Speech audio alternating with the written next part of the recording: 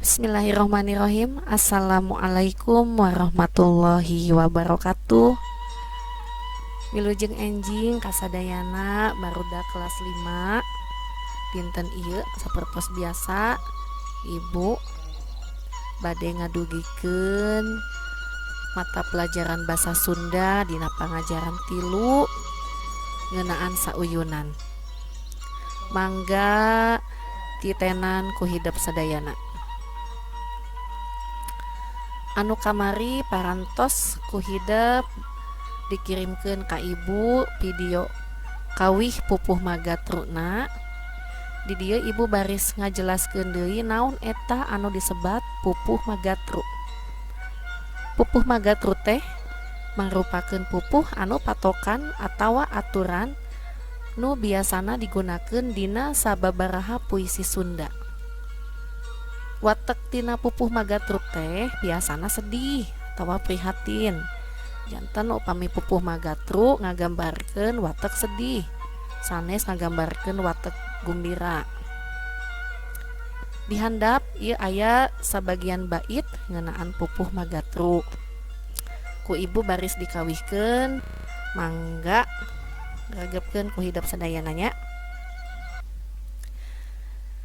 He barudak kudu hirup rempuk jukung jeung babaturan ngahiji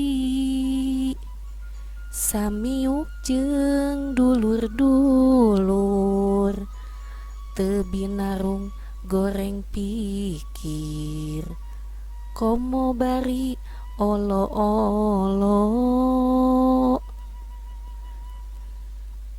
Pupuh magatru anu namanya ku Ibu dinyanyi dikawihkeun eta aya sabait. Dina sabaitna aya 5 padalisan.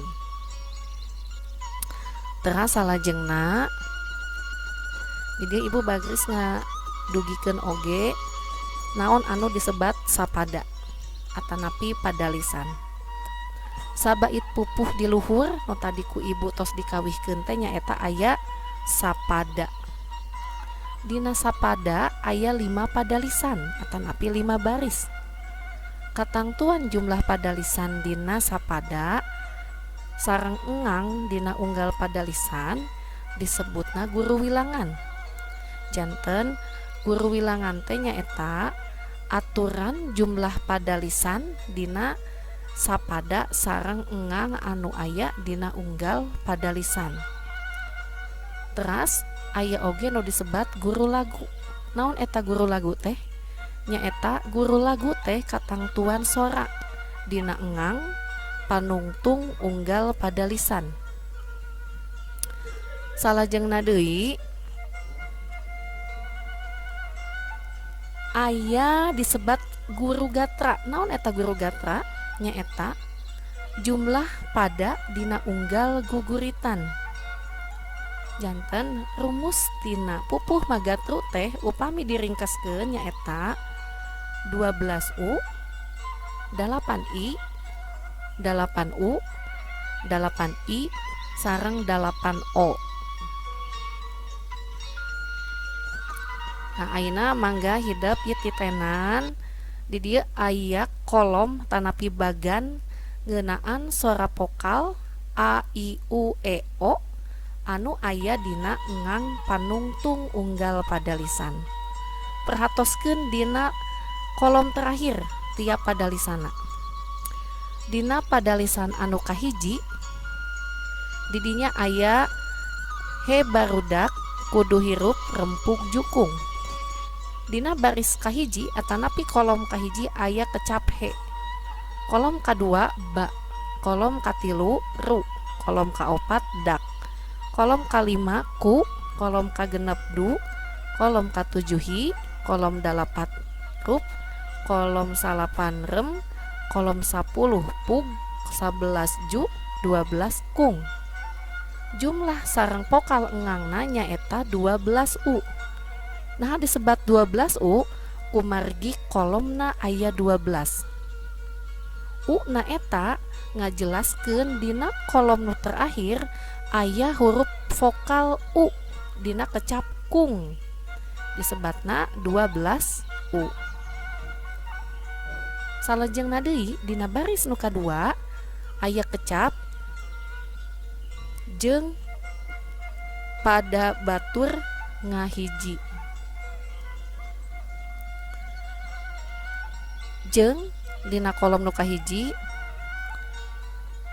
pa kolom nu kadua, da kolom nu katilu, ba kolom nu kaopat, tur kolom nu kalima, nga kolom nu kagenep, hi kolom nu katujuh, ji kolom nu kadalapan. Jumlah sareng vokal engang dina pada lisan nu kadua nyaeta 8 i. 8 eta ngagambarkeun jumlah kolom anu aya dina baris kadua. Sadayana aya 8 kolom. I eta ngagambarkeun huruf vokal akhir nu aya dina kecap ji di kolom nu kadalapan. Janten jumlahna aya 8 i. Dina baris nu katilu samiuk jeung dulur-dulur. Kolom nu kahiji aya sa, kolom nu kadua mi, kolom nu katilu uk, kolom nu kaopat jeung, kolom nu kalima du, kolom nu kagenep lur, kolom nu katujuh du, kolom nu kadalapan lur. Jumlah sareng vokal engang sadayana eta 8 u. 8 eta ngagambarkeun jumlah kolom dina pada lisan anu katilu. Huruf U na nyaeta ngajelaskeun huruf vokal anu aya dina kecap lur di baris atanapi di kolom anu kadalapan. Salajengna deui dina pada lisan nu kaopat aya baris teu binarung goreng pikir. Dina kolom nu kahiji aya kecap teu, kolom nu kadua bi, kolom nu katilu na, kolom nu kaopat rung, kolom nu kalima go, kolom nu kagenep reng, nu katujuh pi, nu kadalapan kir. Jumlah sareng vokal engang sadayana aya 8 i. Kumargi aya 8 kolom.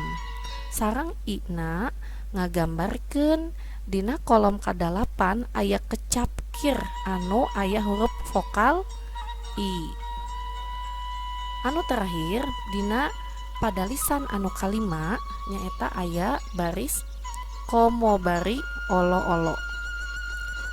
Kolom nu kahiji ko, nu kadua mo, nu katilu ba, nu kaopat ri, nu kalima o, kagenep lo, katujuh o, kadalapan lo.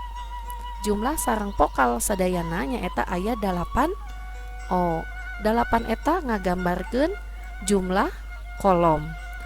Huruf o na ngagambarkeun huruf vokal anu aya dina kolom kadalapan nyaeta vokal o.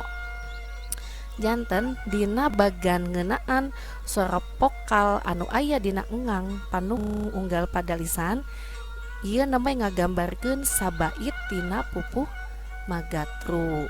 Salajengna ibu baris masihan tugas anu kedah ku hideup di damel tabelna sapertos bait nu kahiji.